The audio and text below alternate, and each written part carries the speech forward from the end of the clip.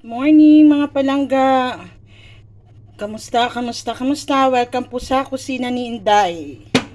So, ngayon po magluluto tayo ng lapu-lapu.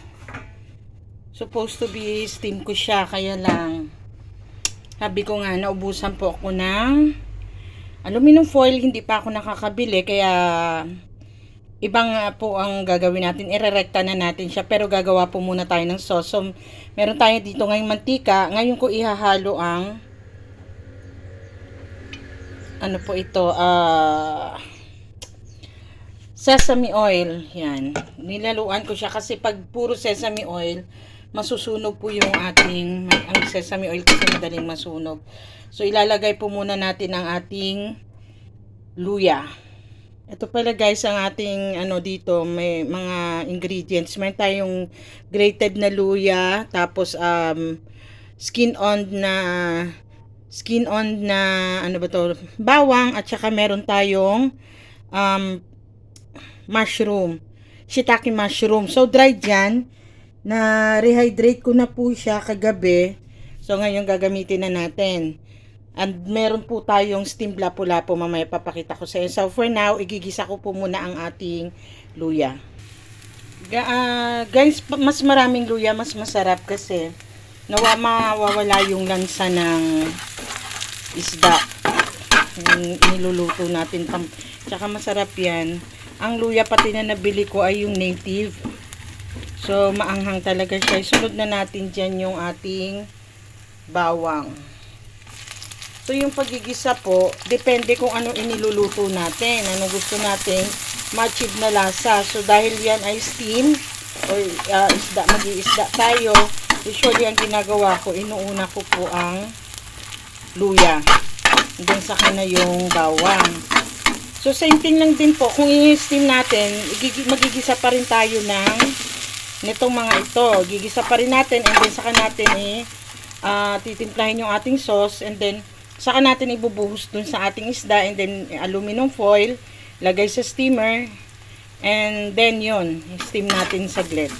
So ayan po. So since wala tayong aluminum foil, rerekta na po natin dyan yung ating ilulutong isda, pero just, sa sauce. So yan, for now, sauce muna yung ginagawa natin, para po nanunuot na doon sa sa kung ano man yung iluluto natin. Maglalagay na po tayo ng asin. Titimplahin konting asin lang kasi yung isda may asin na rin eh. Mamaya na natin ulit timplahin todo kasi meron pa tayong ilalagay na toyo. Do konti lang naman na toyo. So patimplahin na lang natin yung sauce mamaya para maaano natin yung mas maganda na huna kulang kaysa sa sobra. Yan po. Sunod na natin yung ating shiitake mushroom. Then guys, kung gusto nyo po siyang lagyan ng ano ba to? Lagyan ng seasoning, nasa inyo na po. Wala naman pong masama pag gumamit ng seasoning. Kaya lang, yun nga po, paulit-ulit yung sinasabi. Nag-iingat na rin po ako at iniingatan ko si tatay sa maalat kasi yung kreya niya normal na din sa nagkakaedad ng ganyan, sabi ng doktor. Normal na yung tumataas ang creatinine. So, ano na lang yung mataas man siya, pero yung nami-maintain ba. So, ang magpapaminta na ho tayo dyan.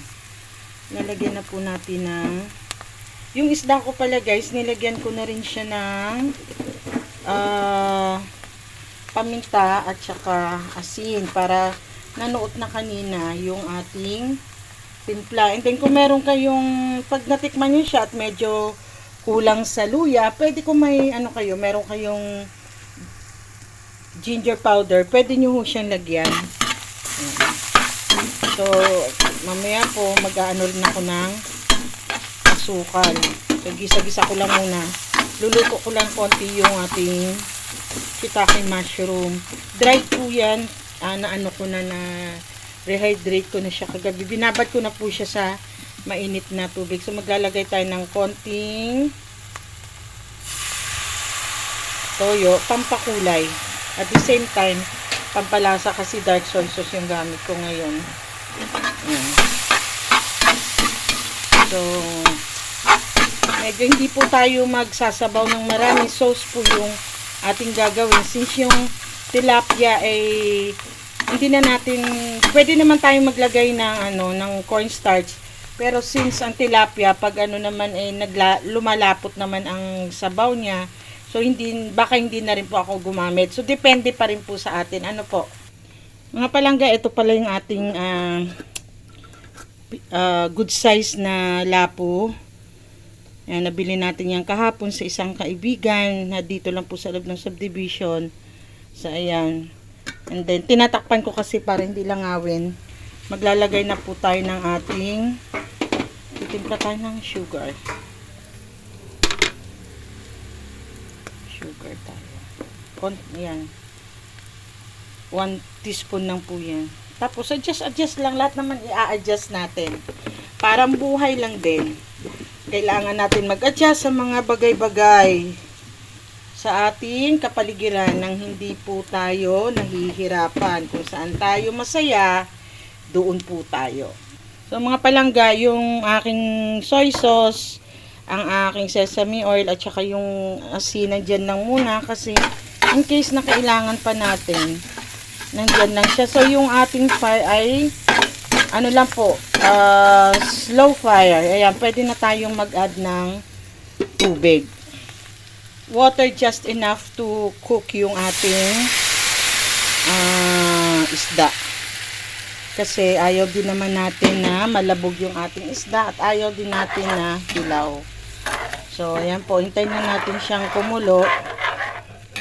Pagkakulo niyan, timplahin natin yung hindi pala muna natin titimplahin. Nalagyan na. Pagkakulo niyan, lalagay na po natin yung ating isda. Never po tayong maglalagay ng isda at gulay na ang ating sabaw ay hindi kumukulo. Para mas maganda po kasi ang luto ng isda. Mas firm. Mas firm. So, madalas, pag merong magandang isda na binibenta dito, may nagpapa-order si Kuya Boy sa mga po dyan. Pwede po tayo order doon kay Mr. Boy Atienza ng kanyang mga isda. So, sariwa din po.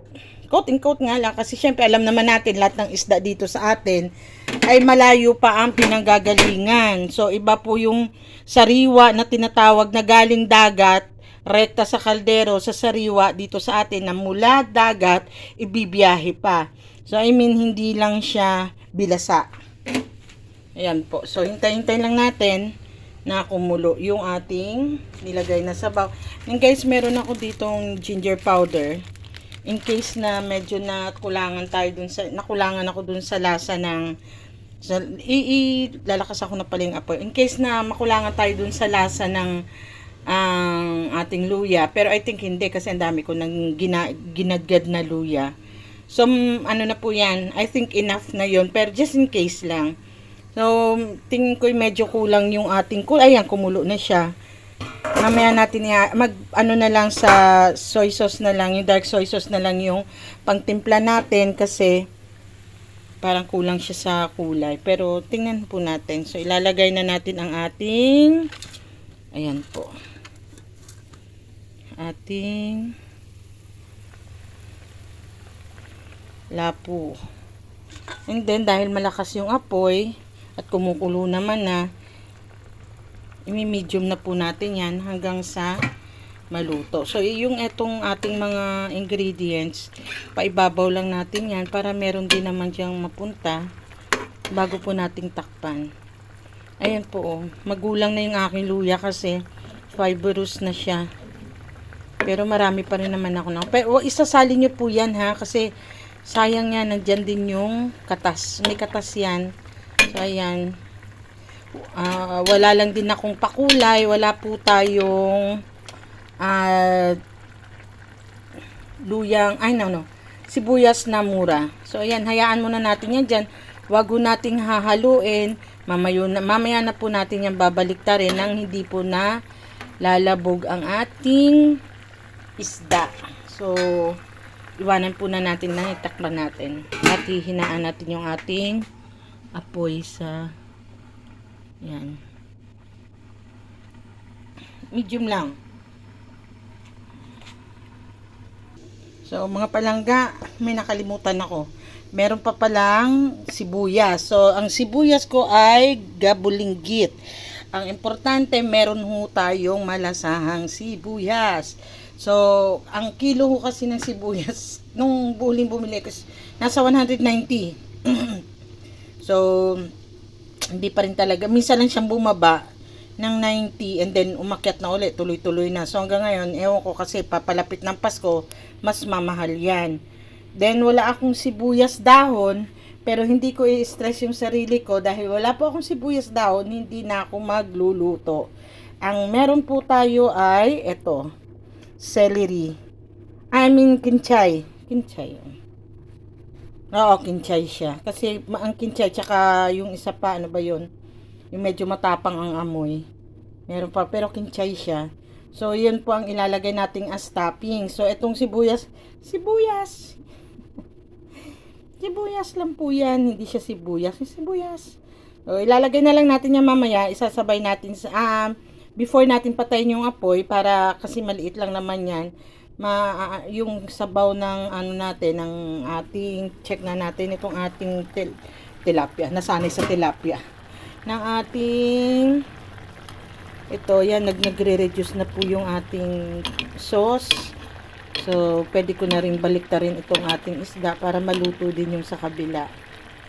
Yan. Try nga natin kung tama na. Ayan.